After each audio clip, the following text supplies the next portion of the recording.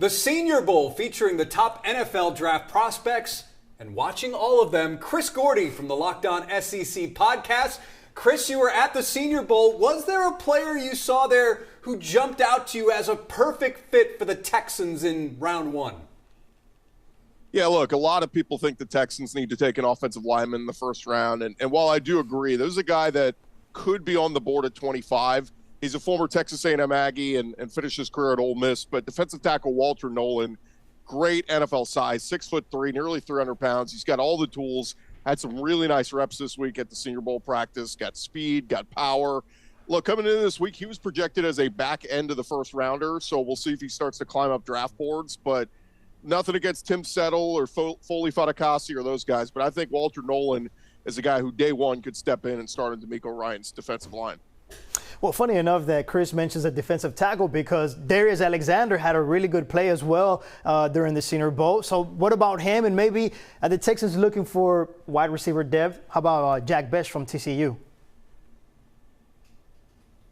Yeah, Bech is a great player, man. You can't say enough about that kid. Started his career at LSU, transferred to TCU where he was a 1,000-yard receiver, lost his brother in the New Year's attack on Bourbon Street, even wore his number 7 jersey in the Senior Bowl, but finished with 68 yards, scored the game winner. And look, he's a guy who's probably still going to be a day 2 draft pick, but NFL teams are going to love that kid. His attitude, his work ethic, really happy for him and his showing. Then you have Jalen Milroe, Chris, Alabama QB from Katy. How do you assess what he did this past week? Because based on the reports I've seen, it was very up and down. Yeah, it was a rough week for the Katy kid. You know, started the week off measuring with small hands, something that teams frown upon when it comes to quarterbacks. Struggled with accuracy issues all week at practice. And then in the game on Saturday, took a bad sack. A 4th and 4, he ran for it, came up short. There's no denying Milroe's got athleticism. If you talk to the kid, I mean, great character, guy you can easily fall in love with, but he did himself no favors this week in Mobile. And the one thing I think a lot of people are going to look at with him, he's not as big as Anthony Richardson, but scouts fell in love with Richardson's athleticism and potential. I think some teams are still going to be very intrigued with Milroe's athleticism and that potential there. Should still be one of the top 5 quarterbacks on a lot of teams' boards, but is it enough to lock him in as a first-round pick? I don't know. Yeah, Gordon, how about players from Texas school? Is there a couple of them that you believe had a good week?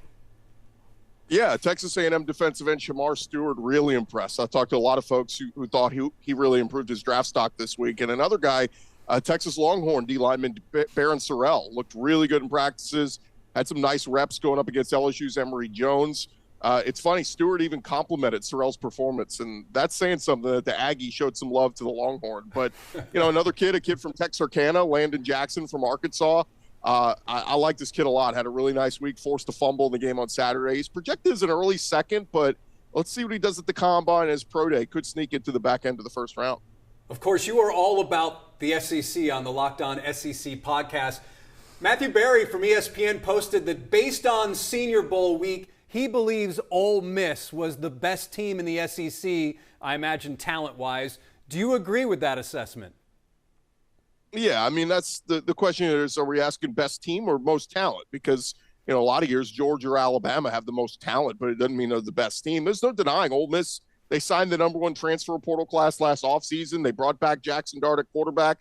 And honestly, they underachieved. I mean, they lost in overtime at LSU. They lost at home to Kentucky. Terrible loss. Lost later in the year at Florida.